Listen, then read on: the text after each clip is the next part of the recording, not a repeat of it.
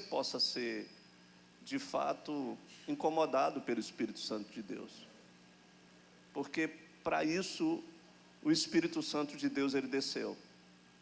O Espírito Santo de Deus, ele desceu para que a gente viesse ser testemunhas.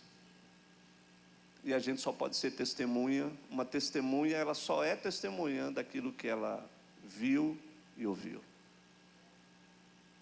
E talvez, se isso estiver faltando na sua vida, você precisa, então, orar, jejuar, para que você possa ver e para que você possa ouvir. Amém? E que possamos, de fato, sermos testemunhas desse Evangelho, que é poder de Deus. Para todo aquele que é salvo, é poder de Deus. E hoje, ainda dentro dessa mesma linha, tá? Desse mesmo raciocínio, eu quero cumprir aqui a palavra, né? Que eu falei domingo passado. E eu quero hoje estar falando sobre a igreja na casa de César. E essa é uma palavra que eu venho ruminando em cima dela, né? Estudando em cima disso. E hoje eu quero partilhar um pouco com você. E a gente vai falar um pouco de história, amém? Vamos falar um pouco de história. Aqui, aprender, você que faltou essa aula na escola, você hoje vai relembrar ou ter o conhecimento de algumas coisas, amém? Então vamos abrir lá em Filipenses capítulo 4, verso 22.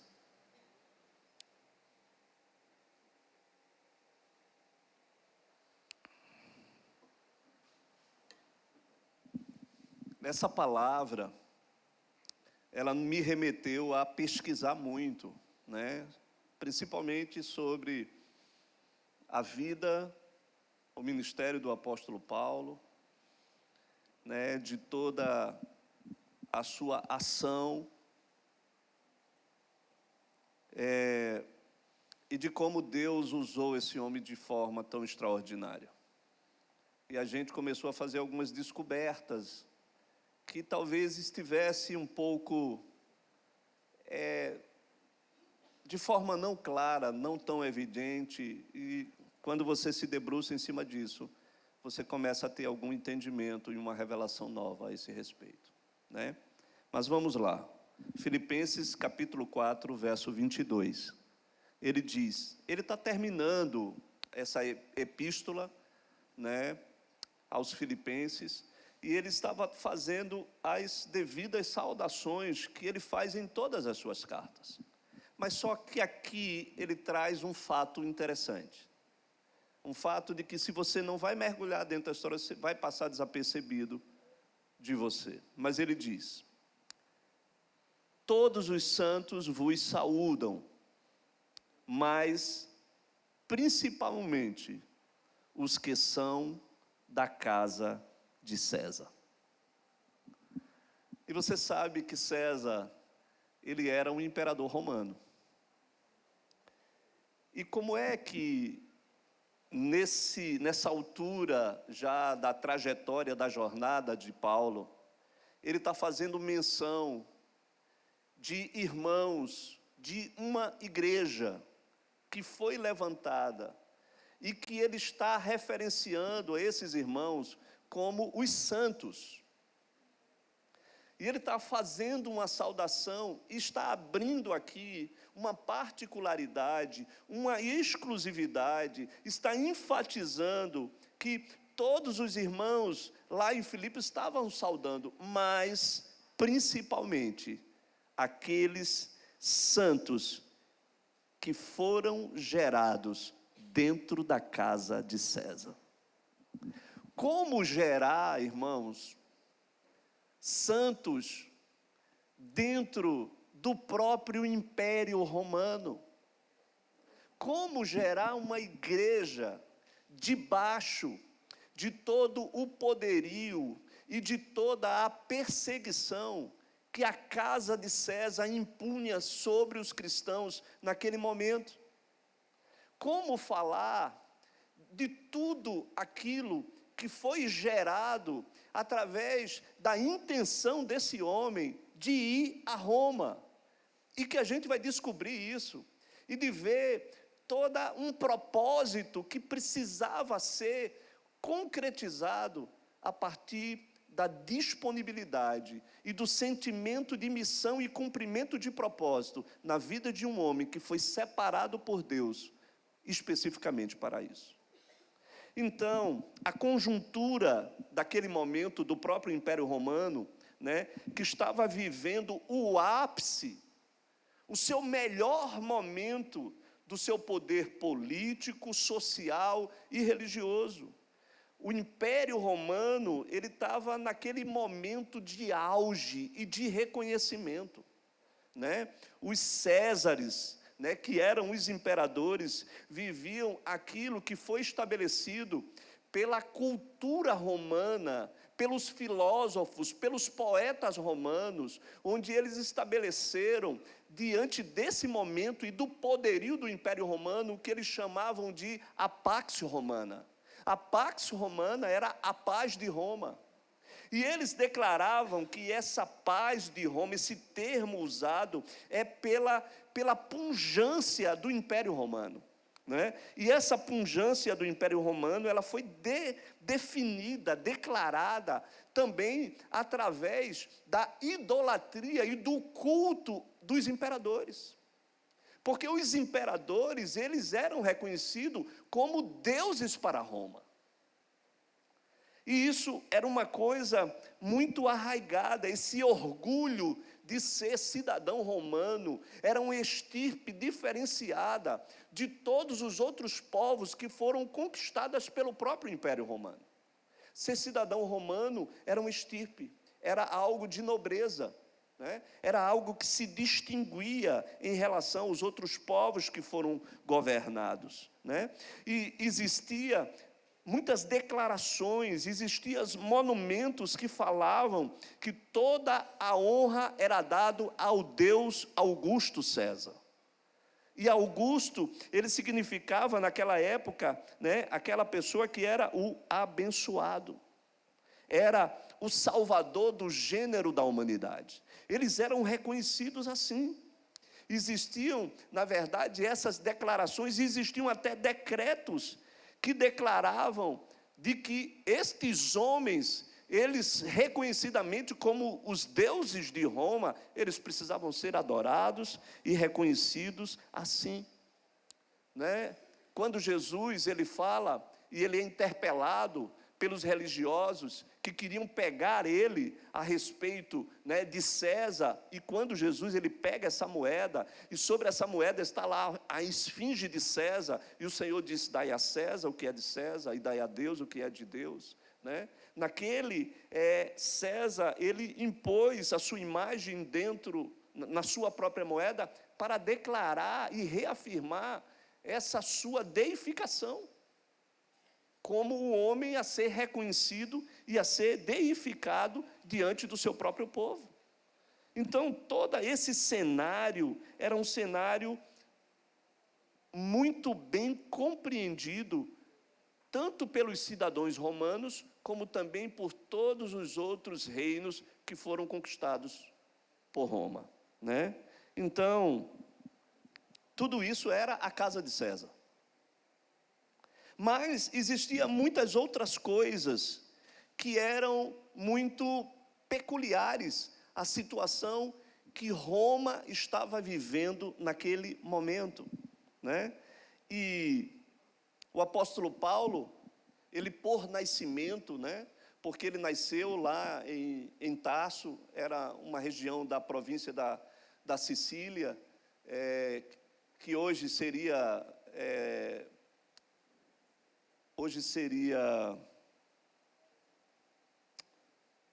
meu Deus, país ali da Turquia, hoje seria a Turquia.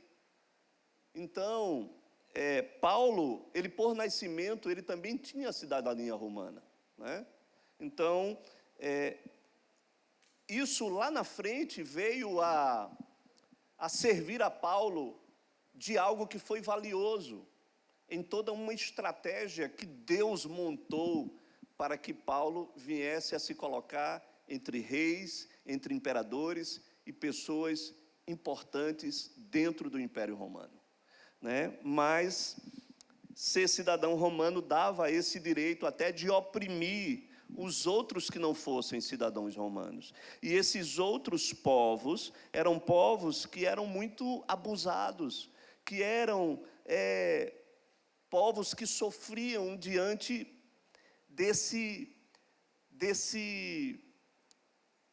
dessa situação, né, de impor realmente o poder, inclusive com altos impostos, sobre todos os povos que não eram romanos, mas que estavam diante de todo esse poderio perverso, extremamente perverso, que Roma estabelecia sobre os outros povos, né? E eles tinham muito prazer, inclusive, de estabelecer perseguição entre os cristãos, né? De lançá-los nas arenas, né? Para que pudessem ser escárnio e espetáculo para todos os povos que ali estavam, mas especificamente para os poderosos de Roma, né? Então, isso era algo que era muito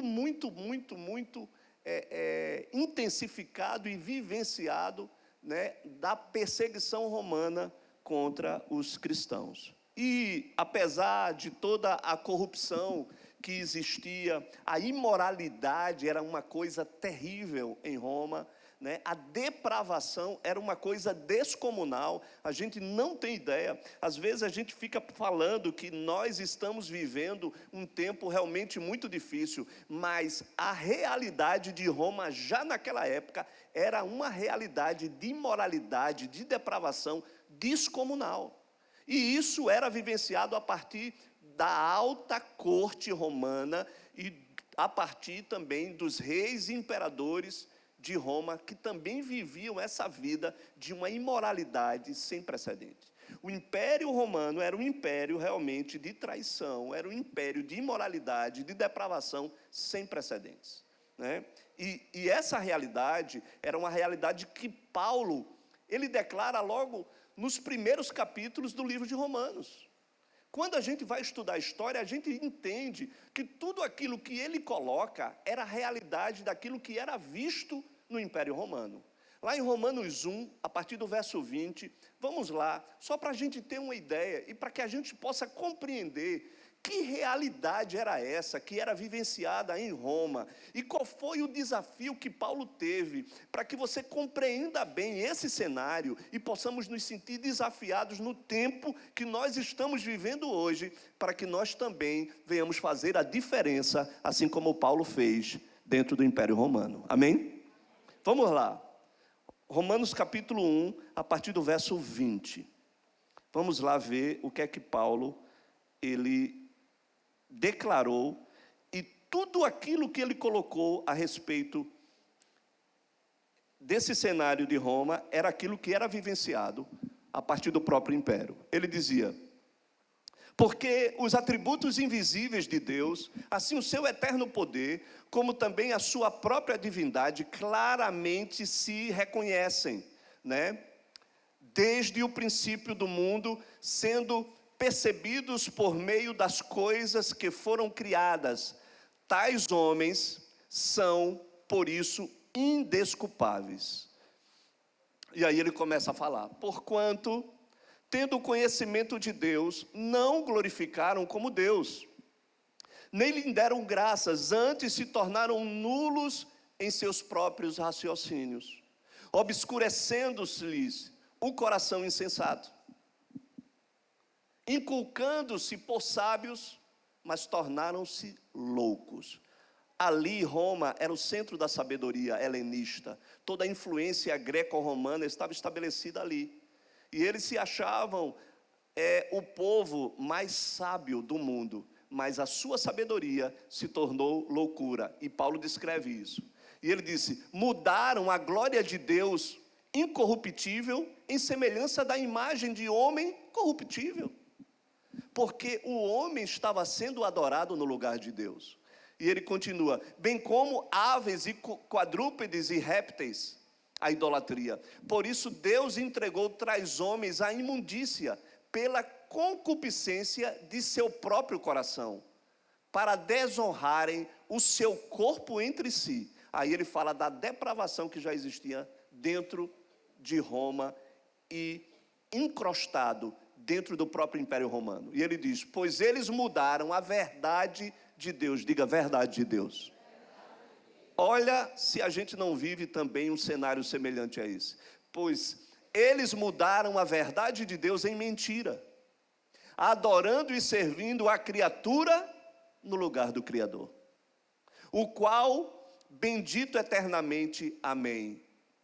Por causa disso, os entregou Deus às paixões infames, porque até as mulheres mudaram o modo natural de suas relações íntimas, por outro contrário à sua natureza. E ele fala também: semelhante os homens, também deixando o contato natural da mulher, se inflamaram mutuamente em a sua sensualidade, cometendo torpeza homens com homens, e recebendo em si mesmo a merecida punição do seu erro. E por haverem desprezado o conhecimento de Deus, o próprio Deus os entregou à disposição mental reprovável para praticarem coisas inconvenientes, cheios de toda injustiça, malícia. Olha só: injustiça, malícia, avareza, maldade, possuídos de inveja, homicídio, contenda, dolo, malignidade, sendo difamadores, caluniadores, aborrecidos de Deus. Diga: aborrecidos de Deus. Insolentes, soberbos, presunçosos, inventores de males, desobedientes aos pais, insensatos, pérfidos, sem afeição natural e sem misericórdia.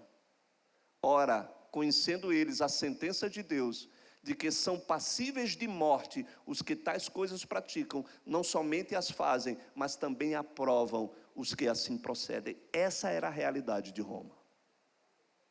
A depravação do império. Gente, nesse momento, Nero era o imperador de Roma.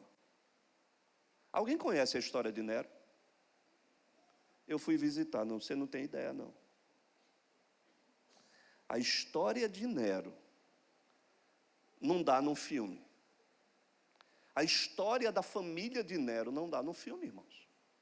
E aí a gente entende que essa realidade em Roma, ela se estabeleceu dessa forma tão acentuada, né, onde o ativismo LGBT já existia em Roma.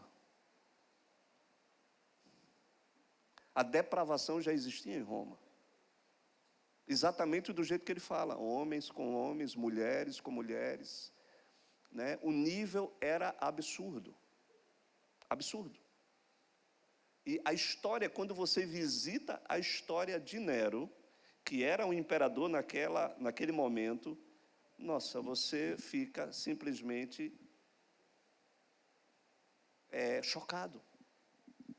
Porque toda essa realidade, ela gerou um cenário completamente adverso daquilo que o evangelho poderia prosseguir e se expandir em um cenário semelhante àquele. Mas, mesmo assim, Paulo declara que ele saudava principalmente os santos da casa de César. Então, o que é que se vê nisso tudo? É que, mesmo em se tendo todo esse extremo depravação, de imoralidade, tudo ali existiam fiéis dentro da casa de César. Existia ali pessoas que viviam uma santidade em meio a um lugar de depravação, de imoralidade sexual, a uma situação realmente de depravação extremamente exacerbada. Mas mesmo assim, existiam homens e mulheres que permaneciam na sua santidade dentro da casa de César. Ali existiam pessoas que estavam em Roma, mas eles não eram de Roma, que estavam no palácio, mas não eram daquele palácio. Então, existiam ali pessoas que realmente, eles fizeram a diferença, e que eles permaneceram no temor do Senhor, na santidade do Senhor. Havia santos dentro da casa de César, né? E Paulo estava lá preso em Roma, e a situação que Paulo, quando foi preso lá dentro, né, da cidade de Roma, e que ali, por meio do testemunho, muitas pessoas foram alcançadas, elas tiveram o conhecimento do Evangelho, e ali realmente, através da vida de um homem, que estabeleceu isso como missão e propósito, isso fez a diferença dentro do próprio Império Romano. Assim como José, né, ele fez a diferença lá dentro do Egito, passando por tudo que ele passou. Há uma palavra de José que diz que, quando José recebeu a bênção da parte de Jacó, ele diz: José é um ramo frutífero, é um ramo frutífero junto à fonte, e seus ramos correm sobre o muro. Ou seja, José, ele floresceu de tal forma que ele transcendeu os muros, ele transcendeu as fronteiras, ele saiu da sua terra, ele saiu da terra da sua parentela, e ele conseguiu florescer mesmo diante de uma terra hostil. Daniel foi a mesma situação. Daniel foi profeta na Babilônia, mas Daniel não se contaminou com as iguarias da mesa do rei da Babilônia. Amém, queridos? Então, essa foi a realidade, e não foi diferente com Paulo, né? Ao exercer toda essa realidade, Paulo, ele se sentiu extremamente desafiado no seu tempo para a realidade a qual Roma estava vivendo. E o Império Romano, e a perseguição dos cristãos, a morte de cristãos, que eram queimados vivos, que eram lançados nas arenas, aos leões, enfim, que era espetáculo dentro do Coliseu. Mas tudo isso se gerou um cenário talvez de pavor, um cenário extremamente hediondo, perverso, maligno, mas mesmo assim Paulo se sentiu desafiado a ir para esse cenário. Ei, você pode imaginar isso? Nessa situação, né, que quando Paulo ele vai a Roma, Nero, ele era o imperador, e a história de Nero é uma história, irmãos, terrível. Terrível, terrível, terrível, porque a própria estrutura familiar de Nero gerou uma situação dentro de Roma e dentro do seu império tremenda. E aí a gente vê como as estruturas familiares, elas geram modelos a serem repetidos nas gerações seguintes. E a gente entende que tudo que a gente planta dentro da realidade familiar é algo que vai gerar uma colheita para frente, seja ela boa ou má. Quando a gente olha o histórico, a gente começa a compreender essas realidades.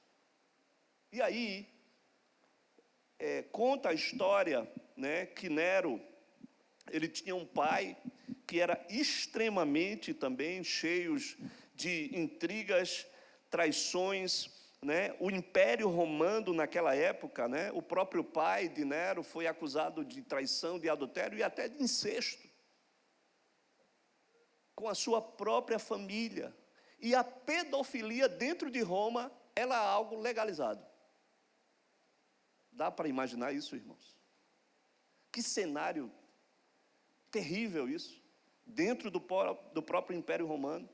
Então foi conhecido, a mãe de Nero era uma mulher chamada Agripina, também foi conhecida pela conspiração. Ela conspirou, ela era irmã de Calígula. Olha que genealogia, irmão. Irmã de Calígula. E ela, com relação ao irmão, ela conspirou a arrancar o reinado do próprio irmão. E foi descoberto. E o irmão, para não matar, exilou ela. Mas dentro da conspiração do império, Calígula também foi assassinado. E ela, com a influência que ela teve do império, ela retorna novamente ao palácio. E começa a estar de volta com seu filho Nero, que ficou né, órfão, ficou órfão de pai, porque o seu pai também, ele teve um fim trágico. A mãe foi exilada por conspirar contra o seu próprio irmão. Depois ela tem um relacionamento com um imperador chamado Cláudio. Ela simplesmente faz uma manipulação para que ele aceite Nero como filho legítimo dele, para preparar ele para o império. E ele já tinha um filho que era o herdeiro do trono, mas ela manipula com o espírito de Jezabel e faz com que o seu filho se torne, né, o primeiro a ser o príncipe herdeiro do trono, em detrimento àquele que era legítimo. Lá na frente o cara acorda e descobre, não, isso é uma conspiração, e começa a simplesmente preparar o seu filho como herdeiro legítimo. Ela olha toda aquela situação e diz, isso não pode ficar desse jeito. Envenena o marido e mata. Envenena o marido, mata o marido, e aos 16 anos Nero assume. E aí, o que acontece?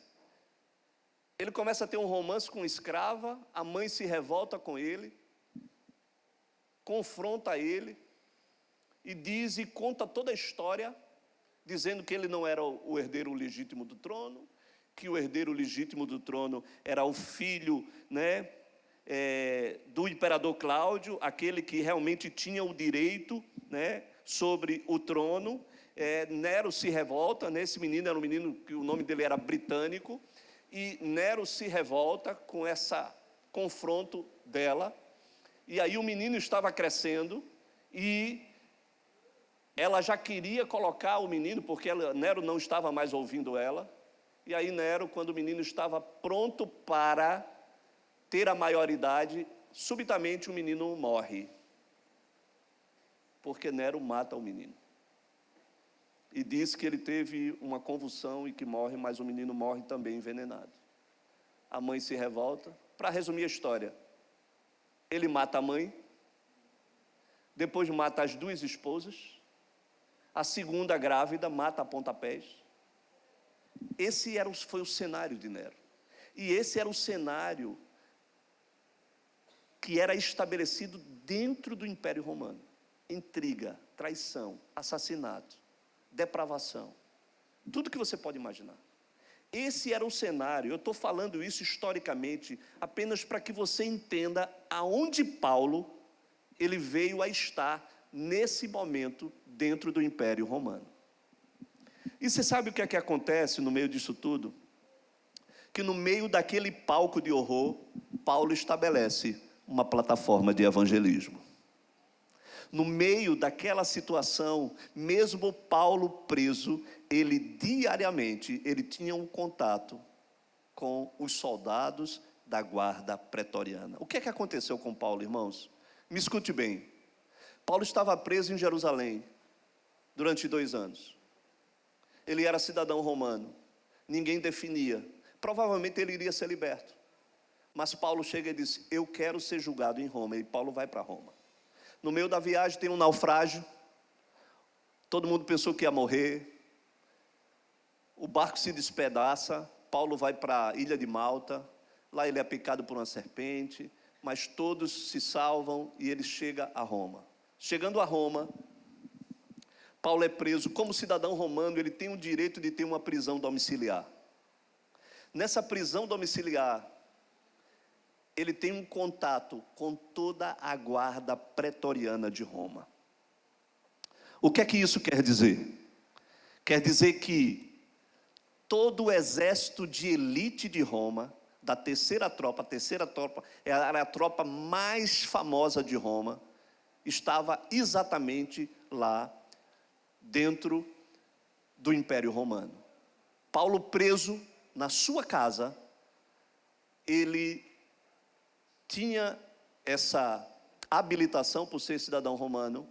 Ele tinha um soldado dentro da sua própria casa que ficava guardando a casa de Paulo durante 3 turnos de 8 horas. Então, a cada turno de 8 horas, Paulo tinha um contato com um soldado. E ele pregava a palavra para esse soldado. A história conta que toda a guarda pretoriana, durante os 2 anos de Paulo, foram alcançadas pelo testemunho e pela palavra de Paulo. E aí, irmãos, você consegue imaginar? Há historiadores que contam que, inclusive, eles ficavam algemados. Alguns algemavam Paulo e ficavam algemados junto com eles. Outros deixavam simplesmente ele livre dentro da sua própria casa, mas ficava próximo a ele. E todos eles escutaram o testemunho de um perseguidor que passou a ser perseguido pelos próprios fariseus, saduceus, pela própria liderança judaica e também pelo próprio Império Romano. E aí, em torno de 16 mil homens, conta a história, receberam uma palavra e foram evangelizados por Paulo dentro da casa de César. E aí, será que você pode imaginar o que é que ocorreu durante aqueles 2 anos com esses homens que foram alcançados por um testemunho tão poderoso da vida de Paulo e que fez com que a igreja de Roma pudesse crescer de uma forma tão poderosa e ele pudesse referenciar que ele saudava principalmente aos santos da casa de César. Foi gerada uma igreja dentro da casa de César. E em primeiro lugar, a gente precisa entender, irmãos, que não é o lugar que faz você, mas é você que faz o lugar. Mesmo esse ambiente de desestruturação, de depravação, de imoralidade, um ambiente completamente adverso, Paulo estava lá para levantar um testemunho. Então, nós precisamos saber, queridos, que nós é que somos os transformadores de ambiente. Não interessa onde você esteja. Não interessa o ambiente mais hostil, mais difícil que você esteja. Mas eu quero te dizer, você lá vai ser luz em meio às trevas. Você lá, você vai poder ser aquele lírio que floresce no meio do lamaçal e que não se suja. Você já imaginou aquele lírio branco no meio do charco? Mas ele está lá e permanece intacto. Ele não se suja, ele permanece limpo. E demonstrando lá toda a sua beleza. Então, a gente precisa entender que nós, mesmo em meio a densas escuridões, nós iremos ser a luz lá no meio do alqueire. Mesmo em um ambiente onde a injustiça impera, nós iremos ser os arautos ali, né? Daqueles que irão proclamar a justiça de Deus, um testemunho de justiça de Deus, mesmo na casa das intrigas e das perversidades, nós iremos fazer a diferença, se assim entendermos isso como missão de Deus, aonde quer que o Senhor venha nos levar. Amém, queridos? E em segundo lugar, a gente precisa entender que não há pessoas irrecuperáveis. Você imagina que Paulo estava diante daqueles que prendiam os cristãos, daqueles que faziam as atrocidades maiores, aqueles que simplesmente torturavam os cristãos, que matavam os cristãos. E ele tinha a oportunidade de pegar esses homens e de falar do amor de Jesus e de ministrar sobre a vida desses homens. E você sabe o que é que eu fico imaginando? É que quantos soldados desses não foram curados pelas mãos de Paulo? Quantos não foram libertos de tantas perturbações? De tantos homens que eram presos por tantas coisas? Quantos homens desses não receberam palavras de sabedoria e de conhecimento através da boca de Paulo, onde esses homens se colocavam lá e de repente Paulo chegava assim, contava a vida deles por inteiro, e falava coisas que ele jamais imaginava que alguém poderiam saber, e que ele alcançava o coração desses soldados, o coração de famílias inteiras, através de toda essa guarda pretoriana de homens maus que foram alcançados pelo amor de Jesus através da vida de Paulo. Irmãos, isso é algo poderoso demais, poderoso demais. Então, Paulo, ele entendeu que não existiam pessoas que eram irrecuperáveis, mas todos aqueles improváveis, eles foram alcançados diante do Senhor e foram levantados dentro da própria casa de César. E a gente precisa entender que o lugar, talvez, mais impróprio, é o lugar da grande oportunidade que Deus está nos dando. Você já imaginou que talvez, você poderia imaginar, não estou preso, está tudo acabado. Eu estou preso, então eu não vou poder fazer mais nada. Eu estou aqui enclausurado dentro dessa casa, acorrentado, eu nada posso fazer pelo evangelho do reino de Deus. Disse, não, isso é a oportunidade que Deus está dando aqui dentro da casa de César, para que eu possa fazer dessa prisão o meu campo missionário, para que eu possa fazer dessas algemas o território a ser conquistado, para que eu possa fazer dessa guarda pretoriana homens que vão conhecer o Senhor Jesus e que vão mudar completamente a sua vida e a sua história. Foi isso que Paulo entendeu, foi isso que ele compreendeu. Ele foi o embaixador em cadeias. Paulo foi esse homem que entendeu que ali era uma oportunidade de Deus fazer algo e de implodir a guarda pretoriana dentro da própria casa de César. Você já imaginou isso, irmãos? Queridos, quando eu entendi tudo isso, a gente percebe que plano poderoso foi esse, sabe? Do Senhor colocar Paulo exatamente dentro da tropa de elite de Roma, e de ali ele levantar um testemunho poderosíssimo, debaixo do nariz do homem tão perverso que era o Império Romano.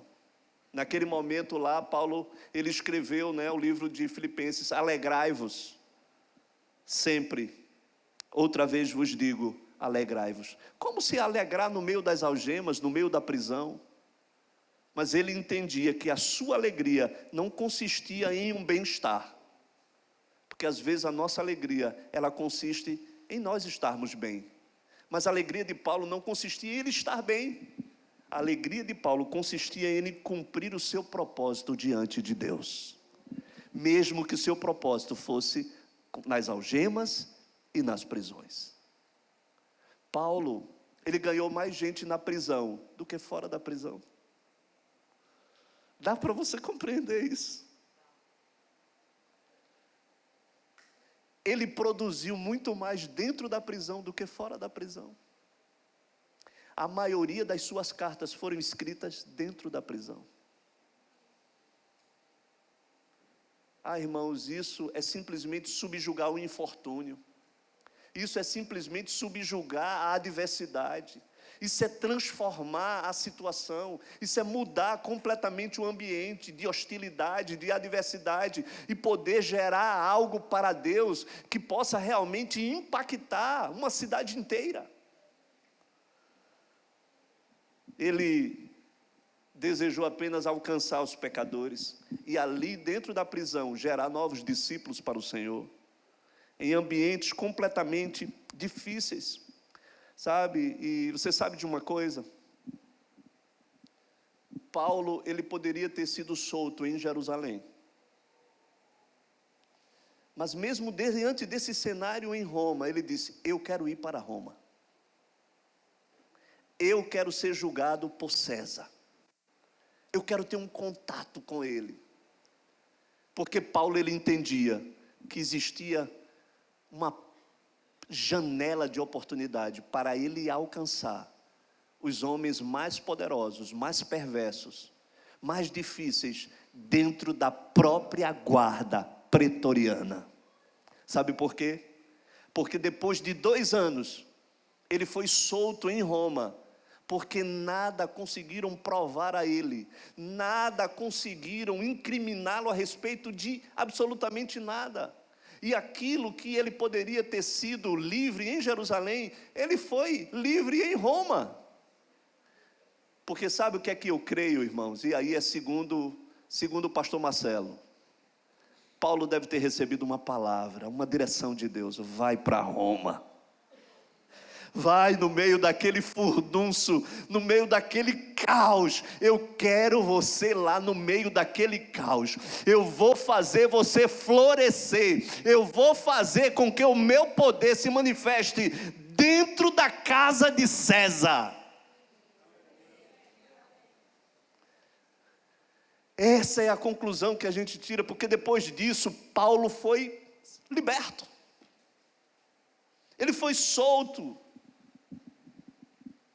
Porque nada conseguiram, mas Roma não foi mais a mesma. A guarda pretoriana não foi mais a mesma. E você sabe que a minha mente, ela divaga, eu fico imaginando aqueles homens, depois de terem passado pelas mãos de Paulo, como é que aqueles homens levavam os cristãos para a arena, para o Coliseu? Os seus corações não eram mais os mesmos.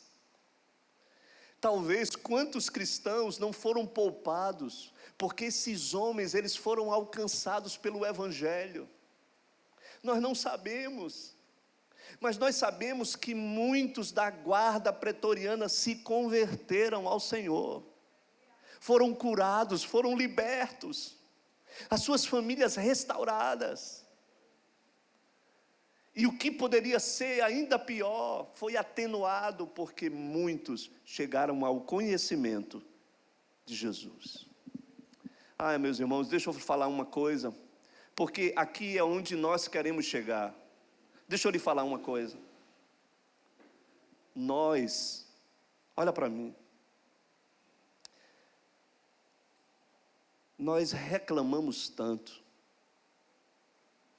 quando nós chegamos a ambientes hostis e difíceis.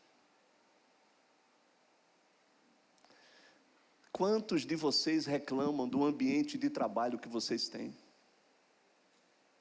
Porque lá tem uma pessoa difícil. Porque lá você é discriminado. Porque lá, às vezes, você sofre bullying, às vezes você é perseguido. Às vezes você é caluniado, às vezes você é ultrajado. E o desejo do seu coração é você querer sair de lá. Porque o ambiente é difícil e é hostil para você. Quantos de nós não já passamos por isso? E talvez ainda estejamos passando. E nós não enxergamos esse lugar como uma porta de oportunidade. Seja aonde você estiver, Paulo estava no pior ambiente. Ele foi preso para ser julgado e talvez morto, porque muitos cristãos estavam sendo levados para a arena. E ele estava sendo perseguido por pregar o Evangelho de Jesus Cristo. Você está entendendo qual era o cenário? Já existia instalada uma perseguição ferrenha, e ele estava em Jerusalém, e ele disse: não, eu quero sair de Jerusalém, e eu quero ir lá para o olho do furacão, porque Deus vai me usar lá dentro do olho do furacão. E nós queremos sair, nós queremos vazar, nós não queremos estar na zona de desconforto, nós não queremos estar fazendo a diferença no ambiente e mudando o ambiente. E eu quero dizer para vocês que nesses dias o Senhor nos levará à casa de César para fazer a diferença dentro da casa de César.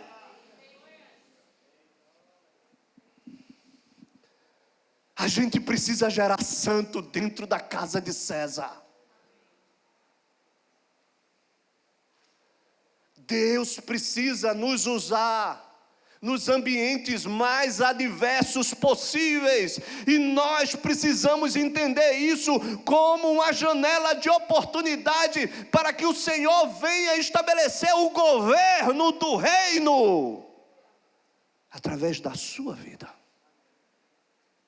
Você está entendendo? Ei, você está compreendendo?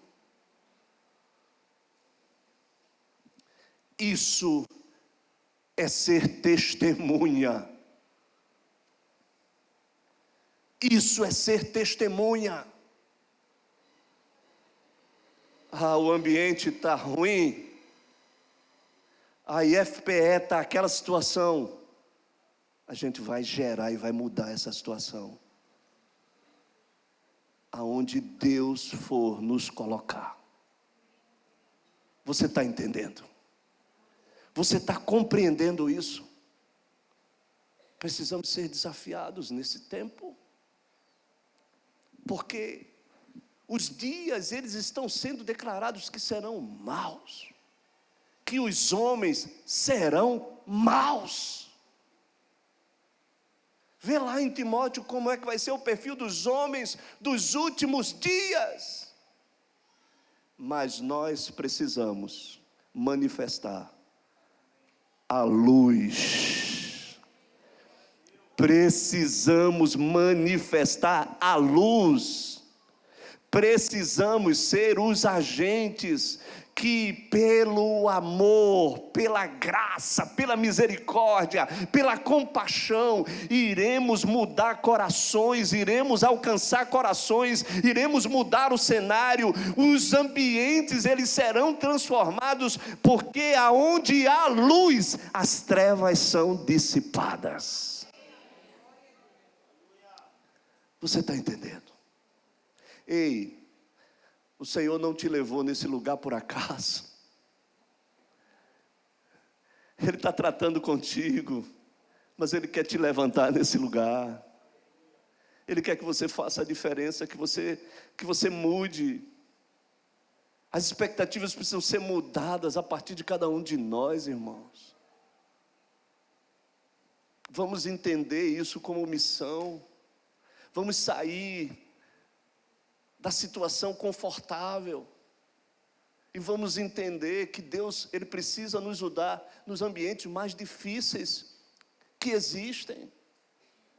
Deus precisa levantar os arautos, os baluartes, os atalaias, os homens e as mulheres que irão transformar gerações que serão alcançadas e que irão fazer a diferença para frente. Irmãos, a Inglaterra estava para passar por uma revolução semelhante à Revolução Francesa.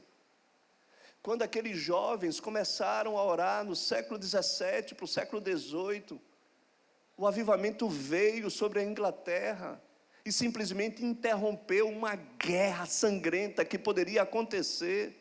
O ambiente era difícil, o ambiente era muito ruim. Irmãos, mas existiam alguns jovens lá que se reuniram para pedir a Deus um avivamento, para pedir a Deus que o Senhor abrisse os céus, fendesse os céus e derramasse para mudar o contexto de uma nação. Irmãos, nós não podemos fugir dos desafios que o Senhor tem para esses dias. Amém? Precisamos invadir os territórios hostis. Precisamos invadir os territórios difíceis. E precisamos quebrar os paradigmas daquelas pessoas que você acha que não é possível, mas Deus está dizendo, é possível.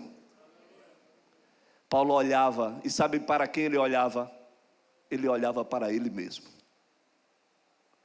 E quando ele olhava para ele mesmo, ele dizia, Deus fez algo na minha vida.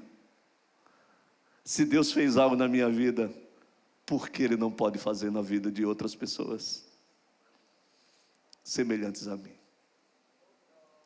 Ele acreditava. Irmãos, nós precisamos acreditar. Não existe improvável para Deus. Não existe ambiente difícil para Deus. O que precisa é de homens e mulheres de Deus que estejam queimando. Certa vez John Wesley foi perguntado, John Wesley, o que é que você faz para que milhares de pessoas parem para escutar o que você prega, o que você fala? Ele disse, eu só preciso queimar, porque todas as vezes que eu estiver queimando, o povo vai para ver o fogo queimar. O povo quer ver o fogo queimando. Ah, meu irmão, não existe ambiente difícil se o fogo estiver queimando. Eu quero que você precisa ser ativado, que você precisa ser desafiado, que você mude a sua ótica. A sua ótica do ambiente difícil, do ambiente hostil, muda a sua ótica. É esse o ambiente que Deus quer fazer resplandecer a sua luz. Porque as portas do inferno não prevalecerão. Porque as portas do inferno não prevalecerão. Porque as portas do inferno não prevalecerão.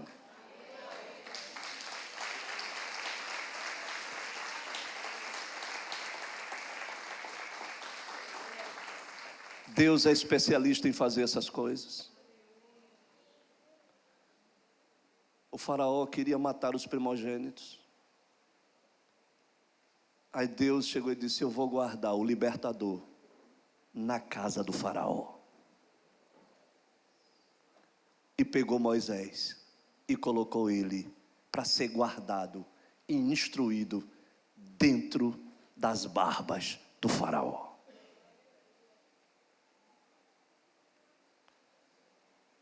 Todos achavam que ele seria julgado e morto e sentenciado. Deus levou ele para a casa de César, para alcançar os nobres, a guarda, a tropa de elite dos pretorianos, dentro da casa de César. Uma igreja nasce dentro da casa de César. Ah, irmãos, isso é muito poderoso, irmãos. Isso é muito poderoso. Nós precisamos ser despertados, ser desafiados nesse tempo, a sermos levantados como testemunhas e acreditarmos que aquela pessoa tão difícil que Deus colocou ao teu lado é para que você possa se apresentar como uma testemunha do reino de Deus. Vamos ficar de pé.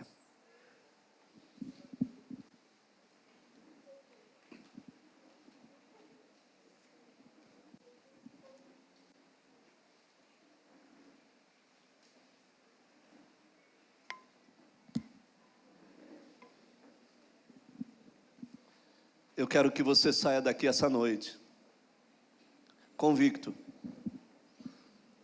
Ei, olha aqui para mim. Aonde será a sua casa de César? Aonde será o lugar onde você se sentirá desafiado? Dentro do território hostil, difícil. Às vezes dentro do território do inimigo. Mas você vai se levantar para mudar esse contexto. Amém? Nós vamos gerar santos dentro da casa de César.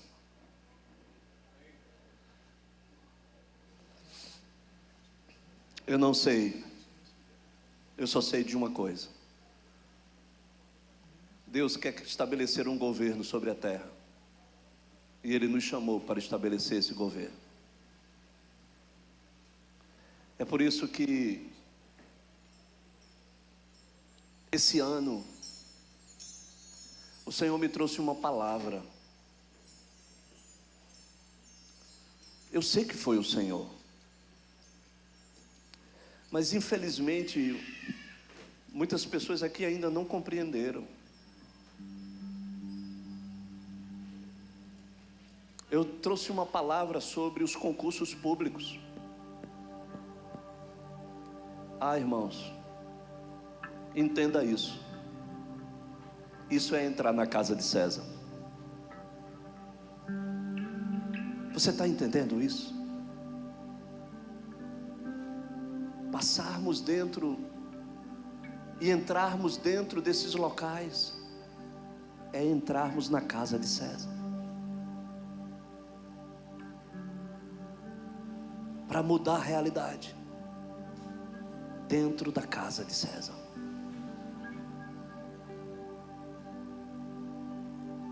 O Senhor está entrando dentro da casa de César.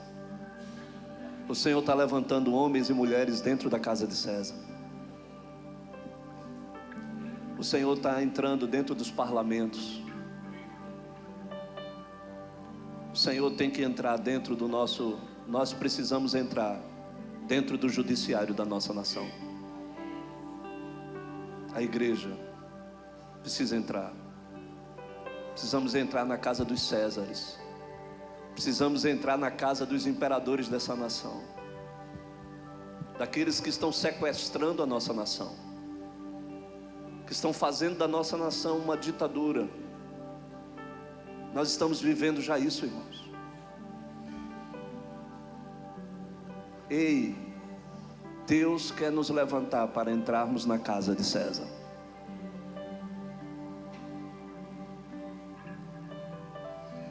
Eu sei que o Senhor trouxe essa palavra, eu sei que essa palavra é de Deus. E você não se iluda. Nós estamos nesse desafio aqui em Jaboatão. E vocês têm visto, porque eu estou debaixo de uma palavra. Precisamos entrar na casa de César. Vocês estão entendendo isso? Ei, vocês estão compreendendo isso? Vamos trabalhar, irmãos, para entrarmos na casa de César. Deus quer nos levar para fazermos a diferença. Deus quer levantar você para fazer a diferença. Se você compreender isso como missão, você vai encarar isso de forma diferente. Como missão. É missão, irmãos. Precisamos ser missionários dentro da casa de César. Deus há de nos levantar, de nos capacitar.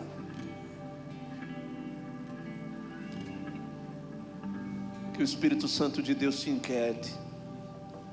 Que o Espírito Santo de Deus faça entender o propósito e o projeto que Deus tem nesse tempo.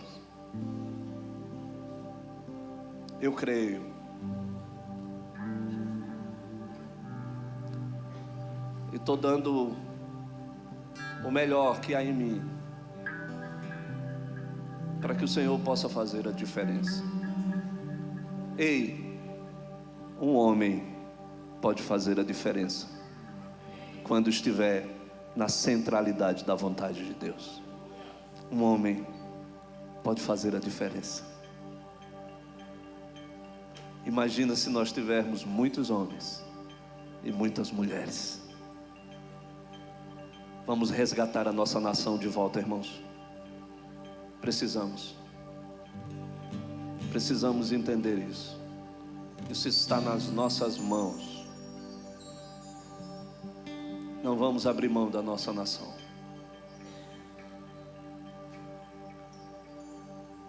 Irmãos, o Senhor nos plantou nessa terra.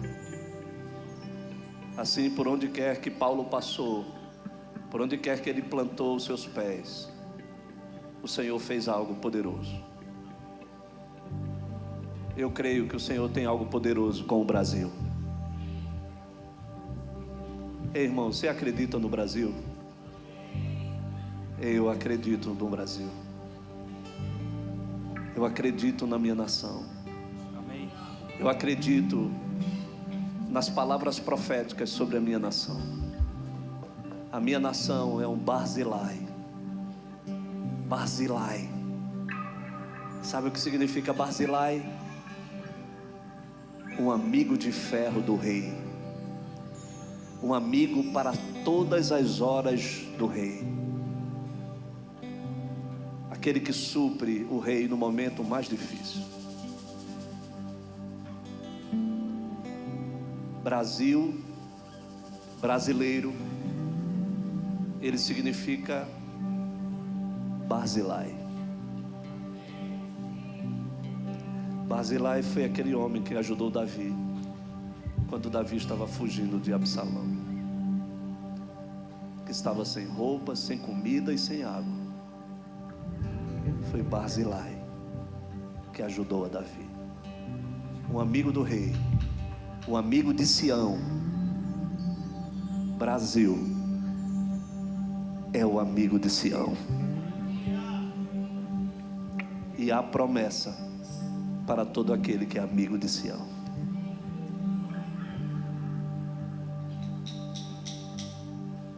Não permaneceremos na vergonha, irmãos. Deus vai intervir sobre a nossa nação.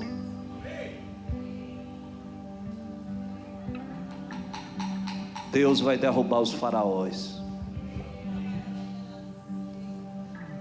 O Senhor vai quebrar e vai envergar.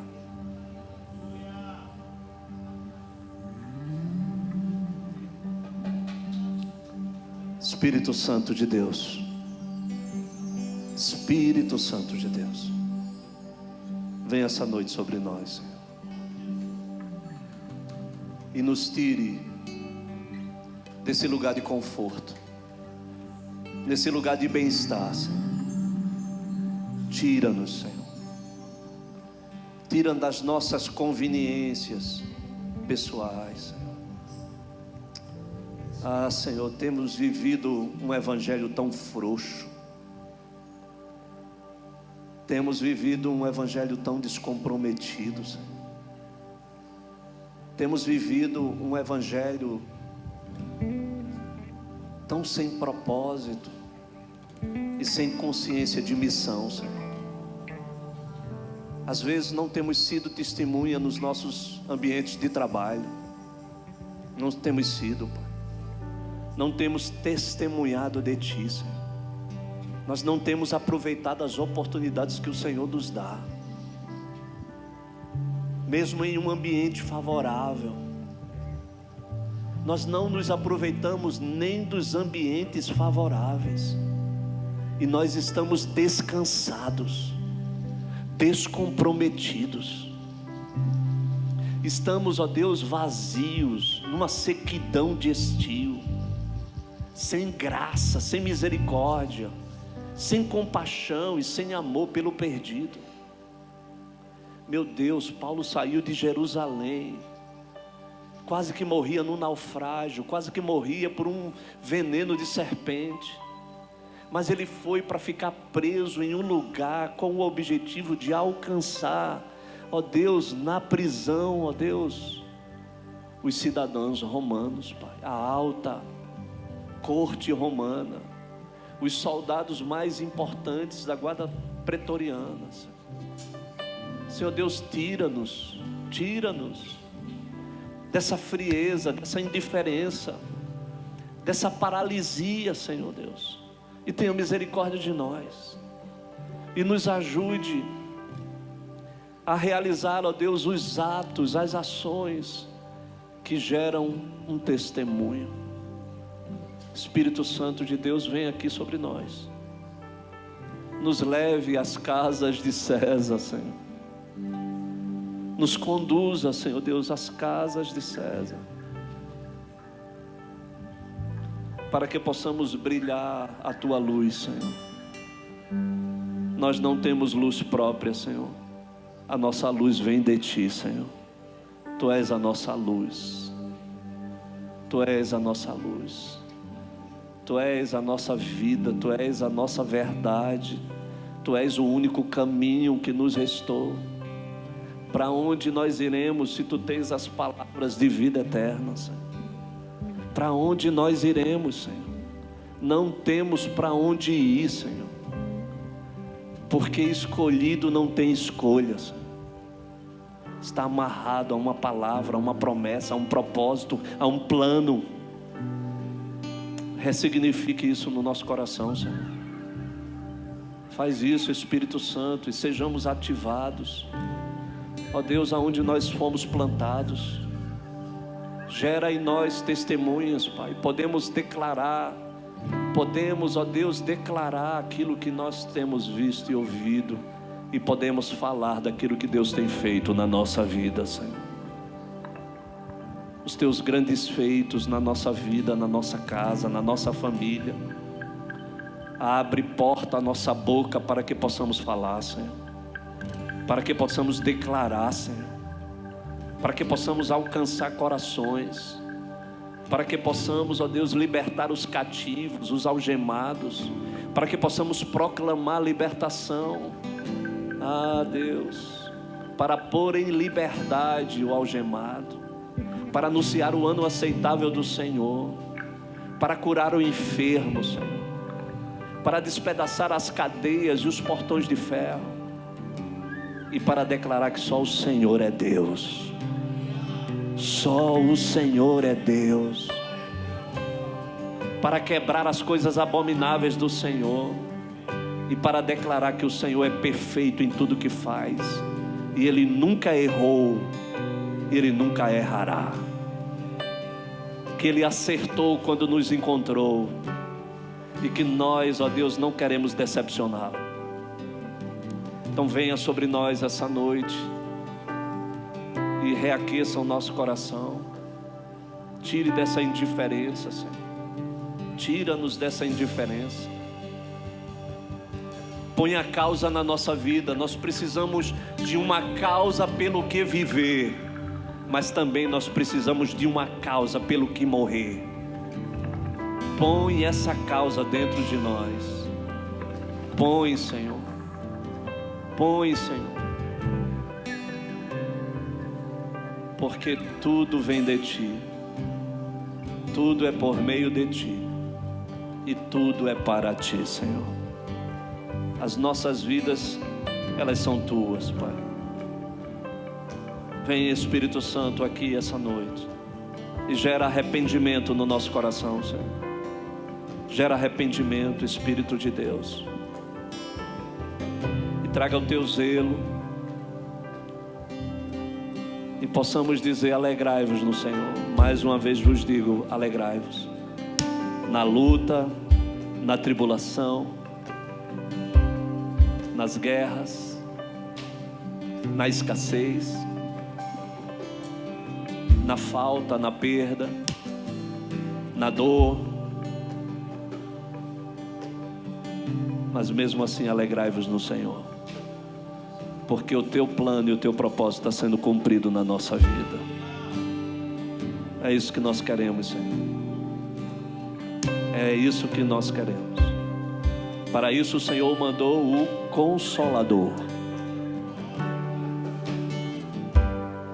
Para isso o Senhor se estabeleceu como nosso Criador. Mas aquele que faz a ferida é o mesmo que sara. Ele enviou o Consolador para nós, para nos fazer vencedor. Vencedor. Vem, Espírito Santo. Vem, Espírito Santo de Deus, nos inquiete. Nos inquieta, Senhor. Faz-nos sair de onde nós estamos e nos ajude a ser igreja. Ajuda-nos a ser igreja de verdade.